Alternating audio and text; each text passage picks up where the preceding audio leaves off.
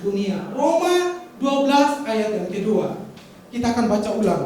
Ya, Roma 12 ayat yang kedua. Janganlah kamu menjadi serupa dengan dunia.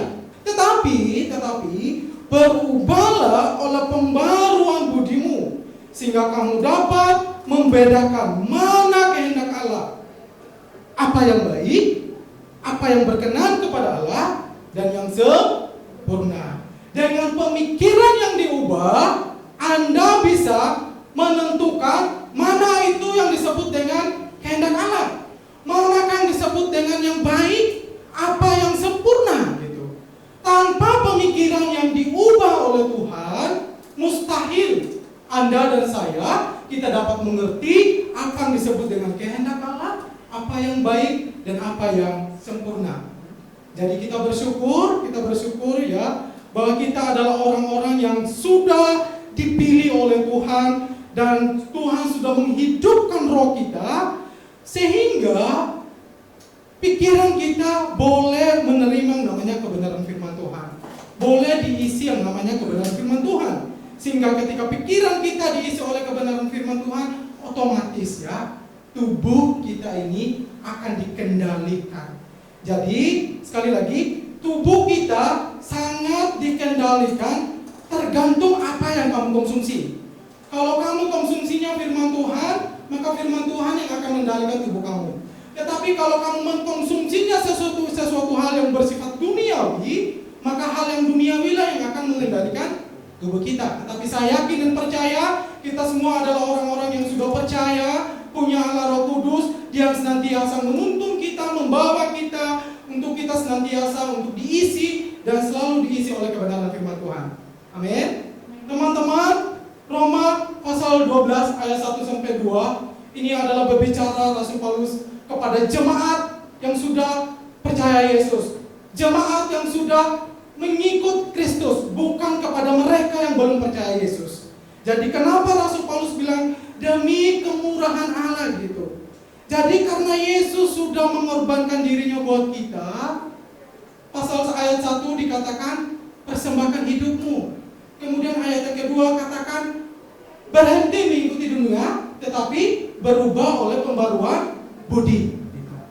Jadi sebagai orang yang sudah menerima kebaikan Tuhan, yang mengecap kebaikan Tuhan, Rasul Paulus sudah menasihatkan kita gitu. Yang pertama, persembahkan hidupmu sebagai persembahan hidup kudus dan berkenan kepada Allah. Dan kedua, berhenti meniru dunia, tetapi berubah oleh pembaruan budi.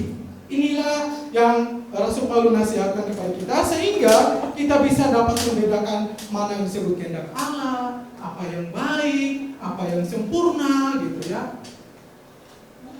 Itu yang Rasul Paulus pesankan buat kita.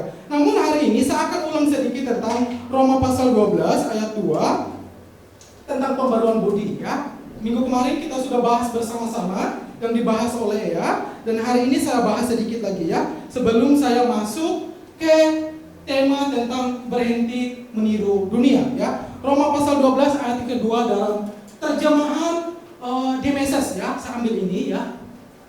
Di sini dikatakan bahwa janganlah Anda terlalu menyesuaikan diri dengan budaya Anda sehingga Anda masuk ke dalamnya tanpa berpikir ya. Sampai sini saya nggak akan bahas dulu, tetapi saya akan maju ya tentang pembaruan budi. Tetapi sebaliknya, pusatkan perhatian Anda kepada Tuhan. Maka Anda akan apa? Diubah.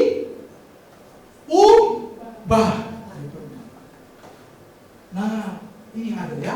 Maka Anda akan diubah. Gitu. Kemudian yang bagian berikutnya, kenali dengan segera apa yang Dia inginkan dari Anda dan tanggapi dengan cepat. Gitu. Tidak seperti budaya di sekitar Anda yang selalu menyeret Anda ke tingkat ketidakdewasaannya. Tuhan mengeluarkan yang terbaik dari diri Anda, mengembangkan kedewasaan yang terbentuk dengan baik di dalam diri Anda. Nah, teman-teman, untuk mengalami pembaharuan budi, Rasul Paulus mengatakan kepada kita bahwa kita harus pusatkan pikiran kita kepada siapa? Kepada Tuhan gitu. Jadi supaya Anda mengalami namanya pembaharuan, supaya Anda bisa diubah oleh Tuhan, maka pikiran kita harus sepenuhnya mengarahkan kepada Tuhan. Artinya mengarahkan kepada Tuhan bahwa setiap kehidupan kita, aktivitas kehidupan kita harus selalu ingat untuk diisi dengan kebenaran firman Tuhan. Dan dengan kebenaran firman Tuhan yang kita terima, yang kita dengar, itulah yang mampu mengubah pikiran kita. Melalui firman Tuhan itulah yang akan mengubah pola pikir kita. Sehingga pola pikir kita bukan lagi pola pikir yang sama seperti yang kita miliki sebelum kita terima Yesus gitu. Sehingga disitulah Anda dikatakan, wow, tampil beda coy gitu. Udah gak sama yang dulu gitu. Karena apa? Karena Anda pusatkan pikiran Anda kepada Tuhan. Tuhan mengisi pola pikir Anda. Dari situlah Tuhan mengubah pola pikir Anda. Dari dalam keluar. Jangan dibalik. Bukan dari keluar ke dalam, tetapi dari dalam. Dalam artinya harus dari akarnya. Kalau nggak dimulai dari akarnya, kalau kamu mulai dari contohnya pohonnya, akarnya bisa bertunas lagi. Tetapi kalau udah diubah dari akarnya, dari dasarnya, nggak mungkin nggak bisa bertunas lagi. Itu artinya kamu mengalami yang namanya perubahan total. Jadi teman-teman, untuk mengalami perubahan pola pikir, kamu harus dekat sama Tuhan. Kalau kamu nggak dekat sama Tuhan, jangan bermimpi untuk mengalami yang namanya perubahan pola pikir yang dimaksud oleh Tuhan. Karena Tuhan hanya merubah setiap kita apabila Anda selalu datang dan menerima setiap kebaikan. Di sana Anda dan saya mengalami yang namanya perubahan. Tetapi nggak sampai di situ teman-teman. Dengan pikiran yang sudah diubah oleh Tuhan, dengan pemikiran yang sudah diperbaharui oleh Tuhan, maka di sanalah kita bisa menentukan mana yang disebut kehendak Allah, apa yang baik, apa yang sempurna gitu.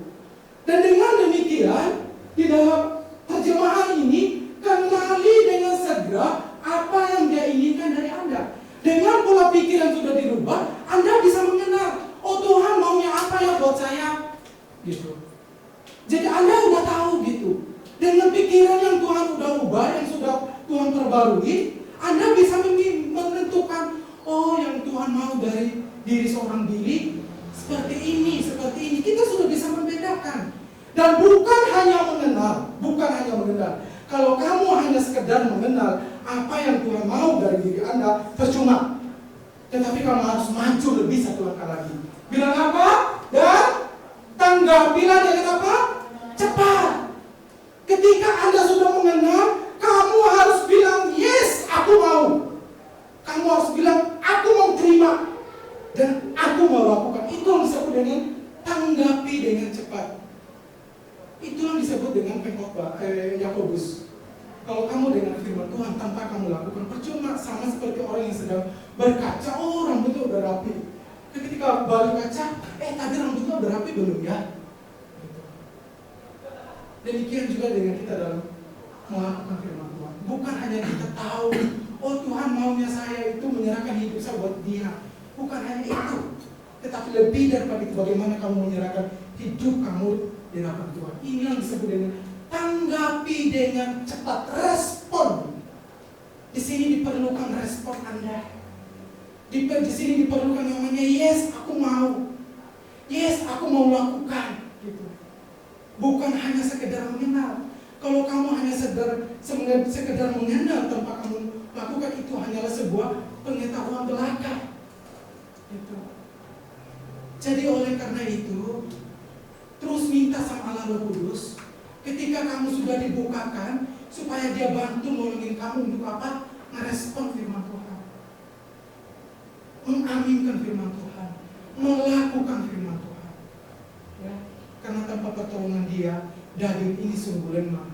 Karena apa? Sudah berkian tahun kita sudah terbiasa dengan hidup di bawah kebiasaan yang sudah terbentuk di dunia ini. Tetapi ketika kita mengenal Yesus, untuk bisa merubah yang sudah menjadi habitat kita, kebiasaan kita, butuh yang punya powerful, yaitu Roh Kudus. Amen. Dan hasilnya apa teman-teman? Ketika kamu mengenal, ketika kamu menanggapi, saya mau bahas putih ya. Kita lanjut aja di sini kuning. So ini yang lebih menarik. Ya. Ini lebih baik. Jadi Tuhan bilang, Tuhan mengeluarkan yang terbaik dari diri Anda. Ketika Anda mengenal apa yang Tuhan mau dari diri Anda, dan ketika kita merespon apa yang Tuhan mau itu, Tuhan bilang, Tuhan akan mengeluarkan setiap hal yang terbaik dari diri Anda. Itu artinya, yang dulunya kamu adalah orang yang pelit, mikirin diri sendiri, gak peduli sama sesama, suka marah, stres gitu. Tetapi ketika kamu melekat sama Yesus, sana muncul karakter Kristus, yaitu karakter mengasihi, mengampuni, gak mudah tersinggung, gak mudah marah lagi. Itulah karakter Kristus yang keluar dari diri kita. Gitu. Itulah mencerminkan kita bahwa kita adalah pengikut Kristus. Gitu. Dan bukan hanya mengeluarkan karakter yang terbaik dari dalam diri kita, Tuhan terus mengembangkan sehingga kita sampai kepada tingkat kedewasaan yang terbentuk dengan baik di dalam diri Anda. Teman-teman, mau punya karakter yang Tuhan ngeluarin yang terbaik dari diri Anda, dan mau Tuhan mengembangkan kedewasaan yang terbentuk dengan baik di dalam diri Anda, mau datang sama Yesus, terus melekat sama Yesus, kenali apa yang Dia mau dan respon apa yang Dia mau. Jadi jangan pakai pikiran Anda yang Tuhan sudah ubahkan dengan apa? Memenuhi segala hawa nafsu kita, keinginan kita. Ya. Tetapi biarlah kita minta pertolongan Roh Kudus, biarlah kita senantiasa memakai hidup ini dari ujung rambut sampai di bawah telapak kaki hanya untuk kemuliaan. Walaupun di dalam prakteknya kita selalu sering jatuh, gagal, dengan demikian kita harus terus selalu datang, karena ketika kamu gagal, nggak ada satupun yang bisa memperbaiki. Hanya dengan ketika kita terus datang sama Yesus, maka kegagalan itu Tuhan Yesus yang memulihkan. Kegagalan Yesus itulah yang Yesus akan perbaiki. Jadi itu yang kita harus lakukan. Jadi teman-teman, mari kita terus memiliki pemikiran yang diperbarui oleh Tuhan dengan catatan terus datang sama Yesus. Kalau kamu nggak datang sama Yesus, jangan mimpi untuk bisa memiliki pemikiran yang diperbaharui. Karena Tuhan hanya memperbaharui pikiran seseorang apabila ia mau untuk datang kepada itu. Terus menerima, terus diisi sehingga ia mengalami namanya perubahan. Ya, oke. Kita akan masuk ke tema kita, yaitu jangan menjadi serupa dengan dunia. Ya, jangan menjadi serupa dengan dunia. Kali ini saya ambil dari beberapa terjemahan ya. Saya sudah siapkan buat kita semuanya. Jangan menjadi serupa dengan dunia. Nah, ini nomor 12 ayat 2. Ini dari terjemahan bahasa Indonesia sehari-hari. Yang dimaksud dengan jangan menjadi serupa dengan dunia, artinya berbicara tentang jangan mengikuti norma-norma dunia atau aturan-aturan yang sifatnya duniawi gitu. Kemudian lanjut ya. Ini jangan kamu berpikir dan bertingkah seperti orang-orang dunia. Lanjut, jangan lagi kamu mengikuti cara hidup berdosa yang sudah menjadi kebiasaan orang-orang duniawi. Teman-teman, sekarang kita hidup di zaman modern. Zaman yang dikatakan itu keren, kekinian gitu. Zaman yang begitu berkembang gitu. Dan setiap zaman punya peraturannya masing-masing. Selalu ada aja yang ditampilkan gitu. Namun bagaimana dengan kita, orang-orang yang sudah mengalami kemurahan Tuhan, kita jangan lagi hidup seperti ini kata firman Tuhan, kata Rasul Paulus. Kita ada orang-orang yang sudah mengecap kebaikan Tuhan. Jangan ikuti norma-norma dunia. Norma-norma itu aturan-aturan yang berlaku di dalam dunia ini gitu, yang bersifatnya duniawi. Contohnya ya, supaya kamu keterima kerja, ya kamu harus nyogok gitu. Kenal orang dalamnya nyogok, kamu akan masuk ke perusahaan ternama mungkin gitu ya. Atau contohnya mungkin ketika kamu berkendara ya, kalau berkendara kan harus pakai SIM ya gitu. Dan orang yang punya SIM itu adalah orang yang harus mengikuti peraturan yang ada. Tetapi jangan kemudian menggampangkan dengan cara apa? Aduh, Paknya susah deh, nggak bisa deh. Pak, ini ada 1 juta, cepatnya bikin ya gitu. Itu adalah cara dunia teman-teman. Jangan suka pengen lebih cepat, tapi cara itu kotor. Itu yang disebut dengan jangan mengikuti yang namanya cara-cara duniawi gitu. Jangan bertingkah seperti orang-orang dunia. Teman-teman, di zaman sekarang orang pakai baju itu beragam stylenya gitu. Dan kata mereka itu unik, estetik gitu. Contohnya sekarang kalau khusus untuk perempuan, ada yang orang pakai baju itu pusarnya itu nggak ketutup sama baju gitu. Jadi contohnya begini gitu. Jadi ini jadi tontonan kursi, jadi tontonan pohon-pohonan di jalan, jadi tontonan orang-orang ada di sekitar kita gitu. Dan bahkan lagi ada yang saya lihat orang pakai baju di depannya tertutup rapi, tapi di belakangnya terbuka gitu. Saya bilang, untung aja kamu gak punya koreng di belakang baju ya. Cara berpakaian seperti itu. Itulah cara-cara yang bersifat duniawi gitu. Terus laki-laki juga ya, zaman sekarang itu ada namanya model. Saya lihat orang pakai celana ya. Yang pertama saya lihat di sini kebuka ya. Ini nggak terlalu pengaruh, tapi ada yang kebukanya sampai di sini gitu. Bagian sini itu kayak kesobek gitu. Jadi kelihatan pahanya gitu. Estetiknya di mana coba teman-teman?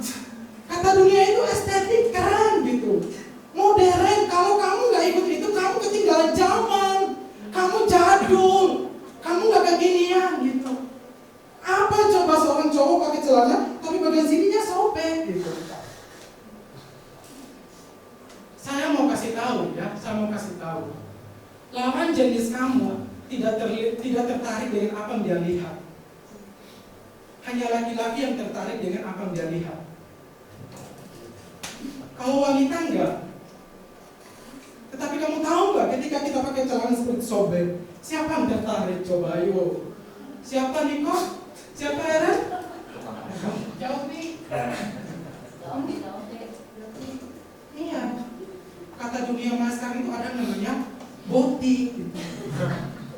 Boti adalah seorang laki-laki mengambil peran menjadi perempuan. Jangan kamu berpakaian seperti itu teman-teman, kamu sedang memancing dialog, kamu pengen dikejar, nggak kan? Makanya anak-anak Tuhan yang diberi pakai aja yang rapi-rapi ya. Nggak apa-apa kita dibilang nggak kekinian, nggak update, nggak up to date, nggak ikutin perkembangan zaman, nggak apa-apa gitu. Daripada Anda jadi tontonan kiri kanan gitu, ayolah gitu ya. Zaman sekarang memang itu zaman edan gitu, tapi bagaimana kita setiap zaman atau kekinian yang ada, kita harus sesuaikan dengan firman Tuhan. Jangan sesuaikan firman Tuhan dengan apa? Modern kekinian yang ada, style yang ada gitu. Kamu salah besar. Tetapi bagaimana ketika ada kekinian perkembangan zaman yang ada, cek firman Tuhan. Kalau saya begini Tuhan, katanya pakai celana yang sobek-sobek atau pakai baju yang rada kebuka, kelihatan perut bawahnya, itu kekinian. Boleh nggak ya Tuhan di dalam firman Tuhan? Mana yang bilang estetiknya? Kalau nggak ada, udah tutup. Gitu. Ya. Boleh zaman berkembang, tapi zaman itu harus disesuaikan dengan apa kata firman Tuhan. Bukan firman Tuhan yang kita harus sesuaikan dengan zaman. Ya. Oke ya teman-teman semuanya. Oke? Ya. Siap untuk dikatakan tidak kekinian, norak, gak apa-apa gitu. Kalian harus siap. Karena kita ini bukan mau menampilkan sesuatu untuk yang gak berguna gitu, yang gak ada faedahnya gitu. Tetapi kita ini mau Tuhan mau pakai hidup kita untuk menjadi berkat buat orang lain. Masalah pakaian adalah hal yang simpel, tetapi itu sangat mengganggu buat orang-orang yang merasa terganggu. Laki-laki sangat terganggu dengan pakaian perempuan yang saya bilang tadi itu gitu. Jadi ketika kamu beli pakaian, pastikan pakaian itu sopan, rapi. Cuma itu intinya, ya. Gak usah bilang kekinian. Jangan menjadi serupa dengan dunia. Dan 1 Yohanes 2 ayat ke-15 sampai ayat ke-17 mengatakan demikian, teman-teman. Janganlah kamu mengasihi dunia, mencintai dunia. Jangan tertarik dengan apapun itu yang ada di dunia, ya. Dan apa yang ada di dalamnya. Jikalau seseorang suka tertarik dengan dunia, mencintai dunia, daripada mengasihi Tuhan, mencintai dunia, katanya kasih akan Bapa tidak ada di dalam orang tersebut. Artinya kalau kasih Bapa nggak ada di dalam diri orang tersebut, otomatis orang tersebut tidak bisa mengasihi Bapa. Karena kita bisa mengasihi Bapa apabila kita ada kasih Bapa di dalam situ. Ini adalah contoh. Sebab semua yang ada di dalam dunia, yaitu keinginan daging, keinginan mata, serta keangkuhan hidup, bukanlah berasal dari Bapa, melainkan dari dunia ini. Tetapi dunia itu gak sadar teman-teman. Dan dunia ini sedang lenyap dengan apa? Keinginannya, atau sedang lenyap di dalam kebinasaannya gitu. Menurut dia kekinian, tetapi ujungnya adalah kebinasaan gitu. Tetapi orang yang melakukan kehendak Allah tetap hidup selama-lamanya. Jadi yang ada di dalam dunia ada 3, keinginan daging, keinginan mata, dan keangkuhan hidup gitu. Ya. Setiap kalian punya keinginan kan? Bahwa keinginan di hadapan Tuhan. Biarlah keinginan itu hanya menginginkan apa yang Tuhan mau. Kalau kamu gak bawa di hadapan Tuhan, maka keinginan itu hanya memuaskan daging kamu, tubuh kamu gitu. Mata kamu hanya menginginkan hal-hal yang apa? Yang memuaskan mata kamu gitu. Contohnya laki-laki sukanya lihat pakaian perempuan, perempuan yang berpakaian seksi atau yang kurang sopan, suka nonton dia gitu, senang dia gitu.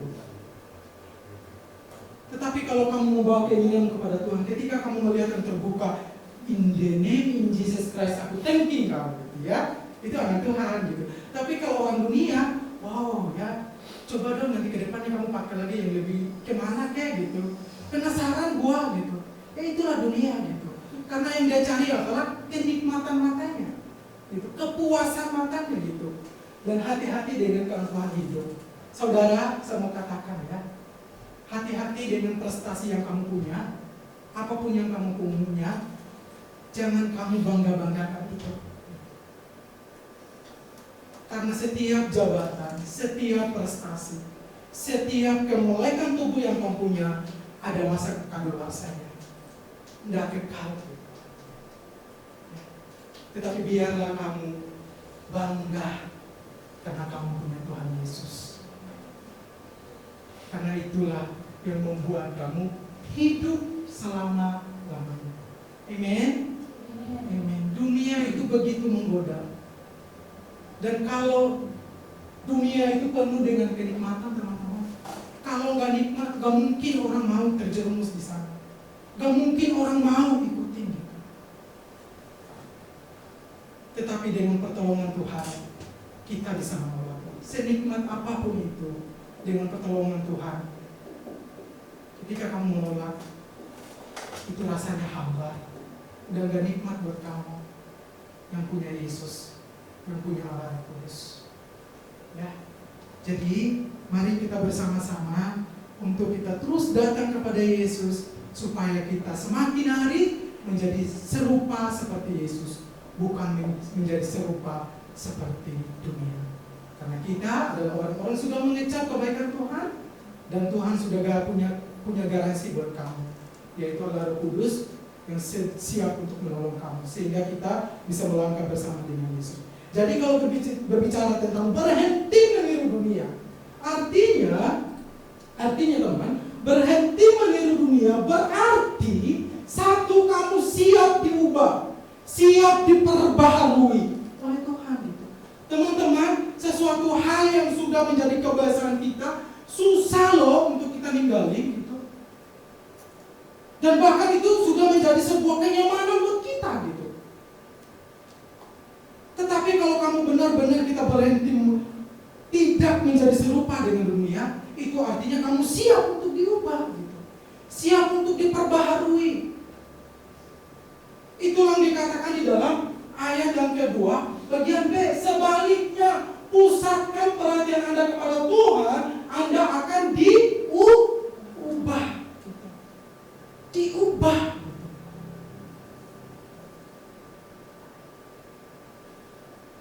Jadi kalau kita mau benar-benar menyerahkan hidup kita buat Tuhan, dan kita mau berhenti, gak mau mengikuti dunia, itu artinya kamu mengambil keputusan bahwa kamu siap untuk diubah oleh Tuhan,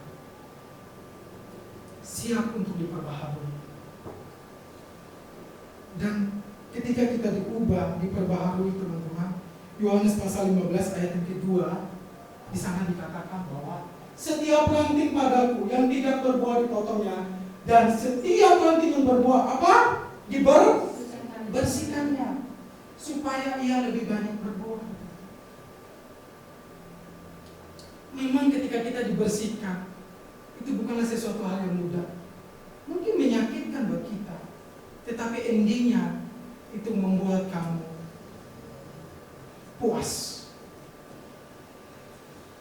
Jadi proses perubahan itu ada sesuatu hal, contohnya sifat kita, karakter kita gitu. Karena kita sudah hidup di dalam dunia ya, dan kita sudah terbiasa dengan karakter-karakter itu, untuk meninggalkannya susah gitu.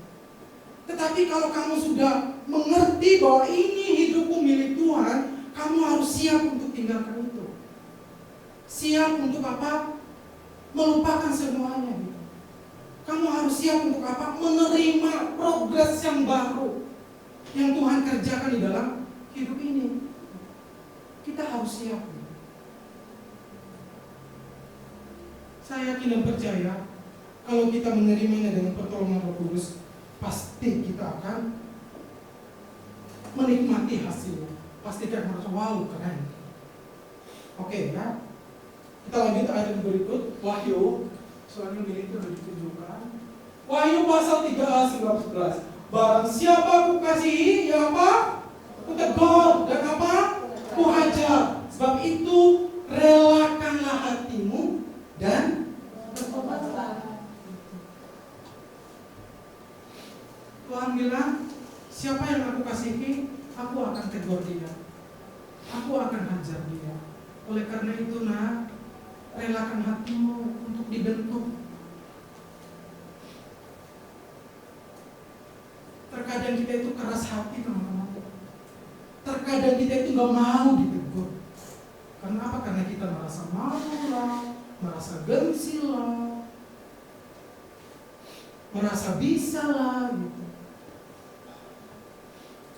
Dan bahkan terkadang kita kalau ditegur itu berarti kamu tuh benci aku gitu. Mulai hari ini ubahlah pola pikirmu dengan pikiran yang sudah diperbarui oleh Yesus. Ketika Tuhan menegur kita, dengan cara apa Tuhan menegur kita? Kabili, bisa aja orang di sekitar kita, bisa aja pimpinan kita, bisa aja teman kita. Kenapa orang susah ditegur gitu? Karena orang itu sudah ketika ditegur langsung menyimpulkan, oh ini dia kayaknya dia nggak suka deh sama saya, ini dia kayaknya benci deh sama saya. Coba kamu ngerti dulu, nerima dulu itu kata-katanya. Kamu renungin benar ya gitu. Kalau kamu langsung ketika ditegur dan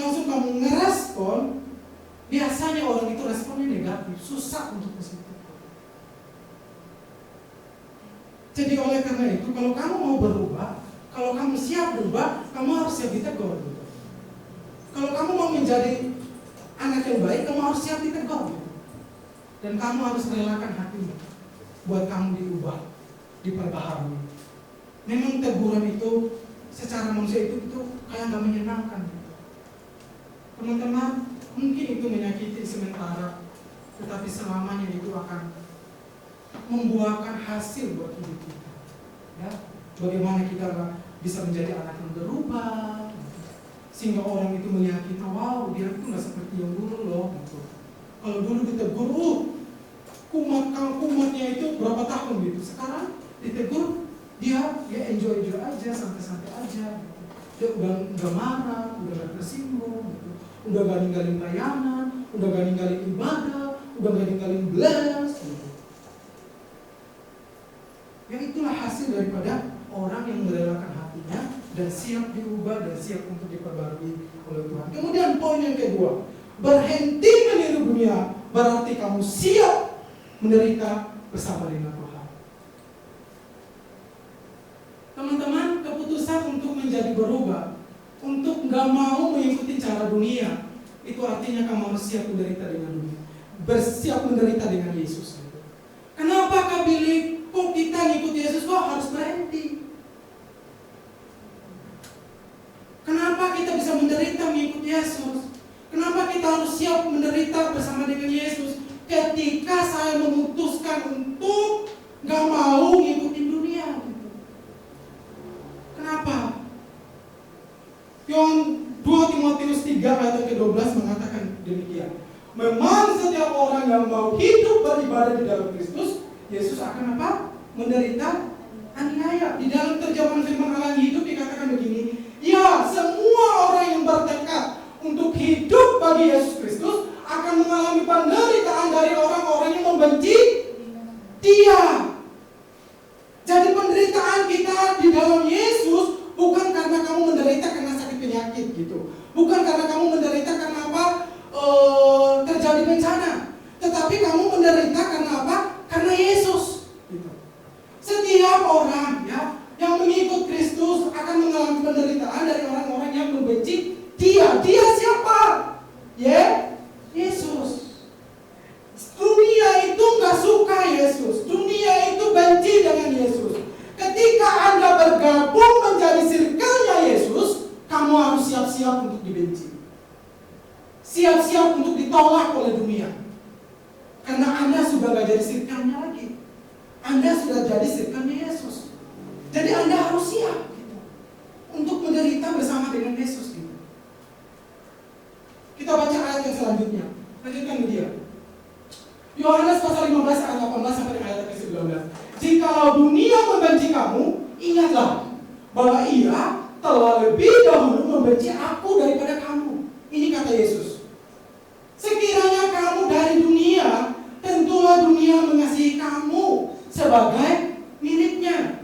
Tetapi karena kamu bukan dari dunia, melainkan aku telah memilih kamu dari dunia, sebab itu dunia membenci kamu. Kalau saya baca di dalam terjemahan lainnya, bunyinya begini, sekiranya kamu adalah milik dunia, tentulah dunia mengasihi kamu sebagai miliknya. Tetapi karena kamu bukan milik dunia, melainkan aku telah memilih kamu dari dunia, maka dunia disitulah membenci kita. Jadi teman-teman, ketika Anda tidak mengikuti rule atau peraturan di dalam dunia, entah itu di dalam pertemanan kalian, entah itu di dalam circle kalian, di dalam teman sekolah kalian, di tempat kerja kalian, ketika kamu nggak ngikuti peraturannya dan kamu memilih Yesus, kamu harus siap untuk ditolak, untuk diabaikan di dalam pertemanan tersebut. Dan kamu harus siap untuk dikeluarkan dari circle dunia. Pertanyaannya, mau memilih circle dunia atau mau memilih menjadi circle-nya Yesus? Circle-nya Yesus ya. Gak apa-apa dunia menolak kita, gak apa-apa dunia merendahkan kita, gak apa dunia berkata-kata sepuasnya lah tentang kita.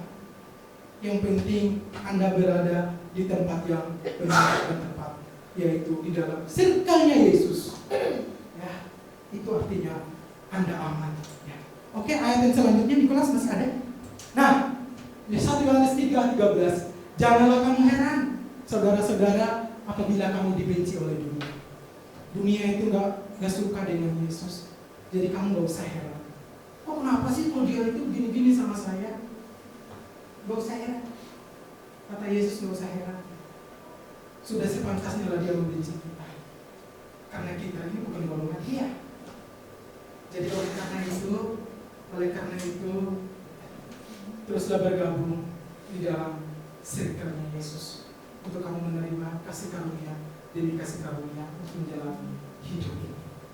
Dan daripada kamu tergabung di dalam circle-nya dunia, memang di awalnya sepertinya itu menyenangkan, tetapi akhirnya tadi ayat Tuhan sedang dunia lenyap dengan keinginan. Tanpa dia sadar, tanpa dia tahu, dia sedang terlena di dalam kebinasaan. Ayat yang terakhir, ini adalah ayat penghiburan buat kamu dan saya.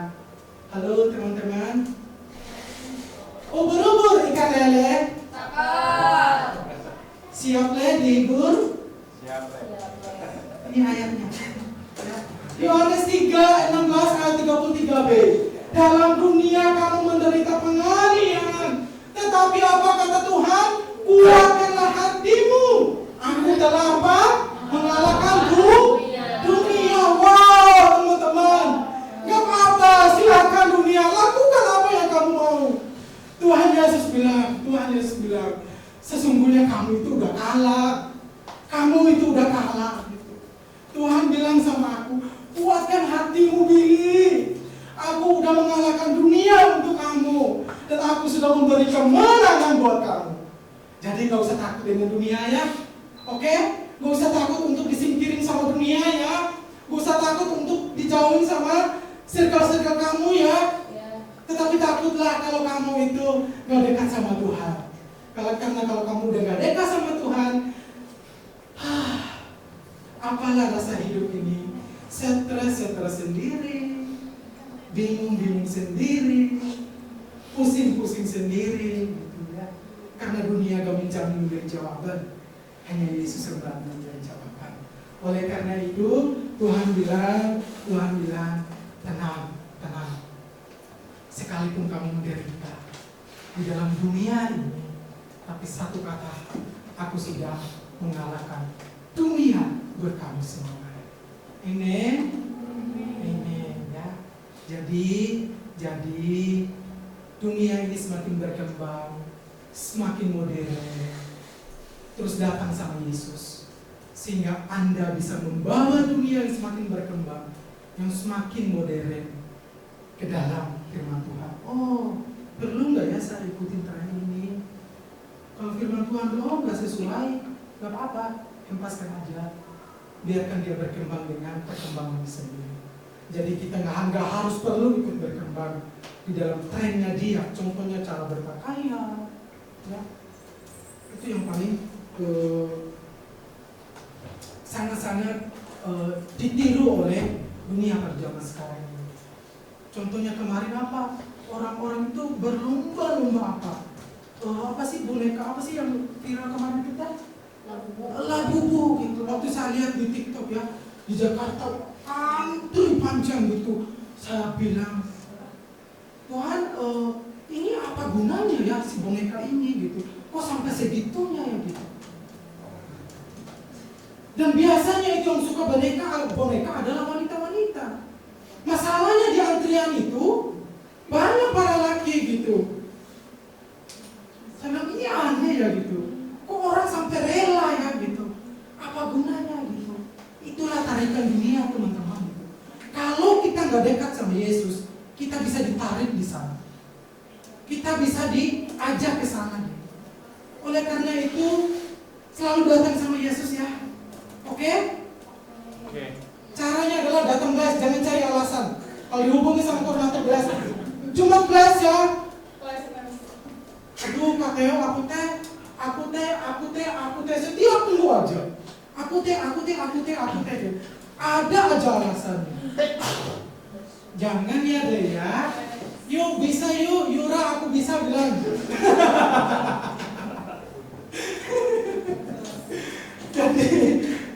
jadi terus datang sama Yesus. Karena dunia ini semakin hari semakin gemilangnya itu, tarikannya itu begitu kuat, saudara. Itu begitu kuat. Dan bahkan itu menarik. Kenapa orang tergila-gila di sana? Karena itu ada yang menarik gitu. Kenapa orang tergila-gila di sana? Karena menurut mereka di sana ada kepuasan gitu. Tetapi sebenarnya bukan kepuasan yang mereka terima. Sebenarnya bukan hal yang menarik yang mereka terima. Tetapi sebenarnya tanpa mereka sadari, mereka itu sedang perlahan-perlahan ditarik oleh iblis, terus dibawa sampai mereka terlena. Jadi kalau si jahat udah berhasil ngerebut kita, senang dia teman-teman. Ketika dia melihat kita ini, aduh kapan mereka ini? Gimana caranya ya aku tarik mereka? Aku tarik Eren, apa coba dia kasih dia si RC wanita seksi. Si iblis itu punya cara loh guys gitu. Pintar dia gitu. Dia akan cari cara untuk ngejatuhin kita gitu. Tetapi selama kamu dekat sama Yesus, dia hanya giginya kering melihat kita. Sampai dia malas, kayaknya kuat banget dia.